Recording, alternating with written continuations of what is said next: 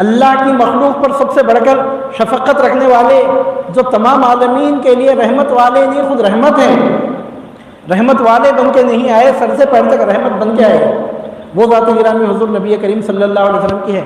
اور آپ نے طریقہ سکھایا کہ اللہ کو رحمان اور رحیم کہنے سے پہلے ابلیس کو شیطان اور رجیم کہا جائے۔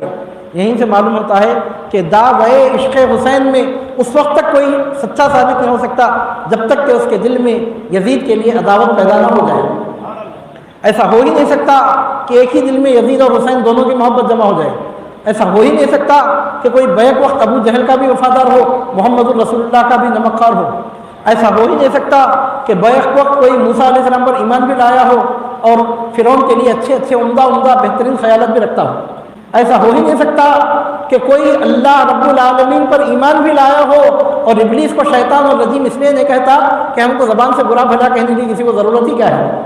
عزیزان محترم، ایسا ہو ہی نہیں سکتا۔ یہ سوچ ایک کافر کی سوچ ہو سکتی ہے، مومن کی سوچ نہیں ہو سکتی۔ یہ نظریہ قرآن پر ایمان نہیں لانے والے کا نظریہ ہو سکتا ہے، قرآن پر ایمان لانے والے کا نظریہ نہیں ہو سکتا۔ جس طرح اندھیرے اور اجالے کا ملن امپاسبل ہے، اسی طرح یہ بات ناممکن ہے کہ کسی کے دل میں علی المرتضیٰ کی محبت بھی ہو اور فتنہ خوارج سے متاثر بھی ہو۔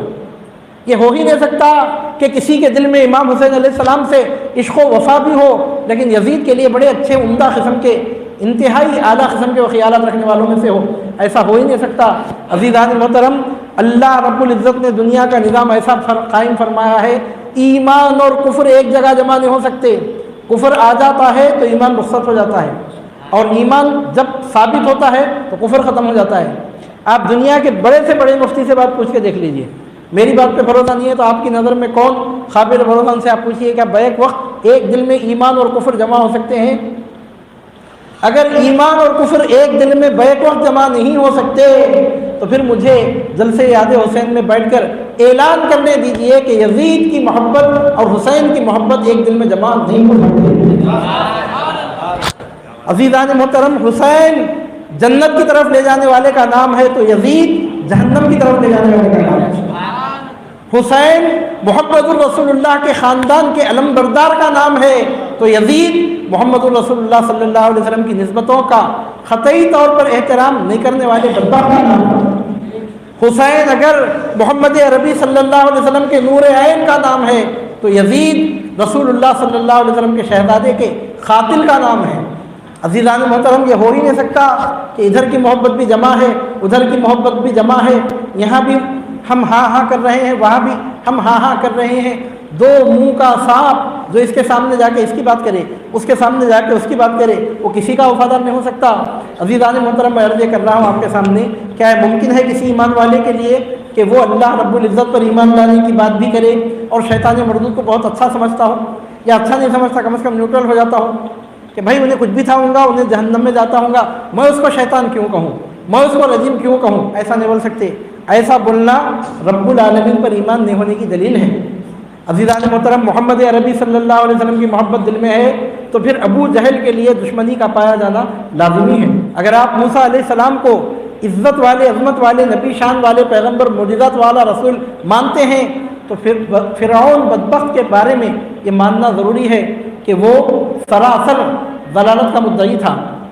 اگر آپ حضور نبی کریم صلی اللہ علیہ وسلم کی حقانیت کو تسلیم کرنا چاہتے ہیں تو اس کے لیے لازمی ضروری ہے کہ آپ ابو جہل کے باطل ہونے کو تسلیم کریں، اس کے گمراہی پر ہونے کا یقین رکھیں۔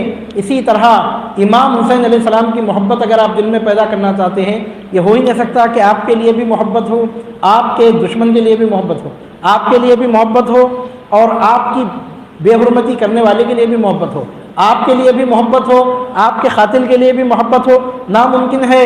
اب یزید کی محبت یا حسین کی محبت میں سے کسی ایک محبت کو آپ کرنا لازمی ہے، کسی ایک کی محبت کو سلیکٹ کرنا ضروری ہے، کسی ایک کی محبت کو اختیار کرنا لازمی ہے۔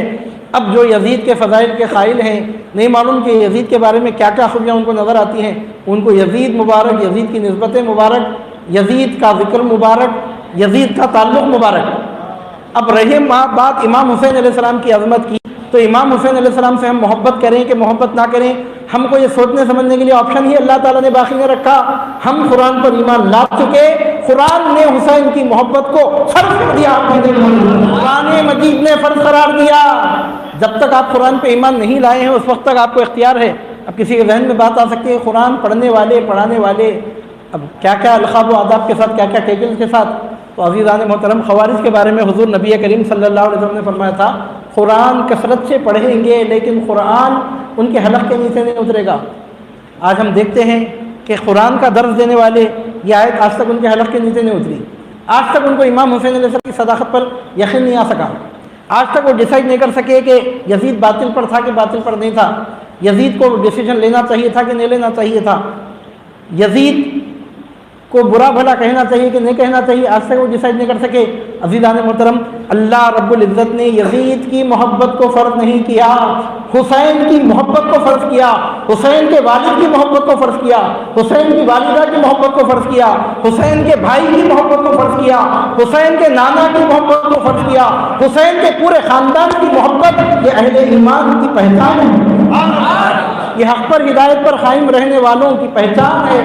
اس وقت امام شافعی فرماتے ہیں یا اہل بیت رسول اللہ حبکم فرض من اللہ فی القرآن انزلہ.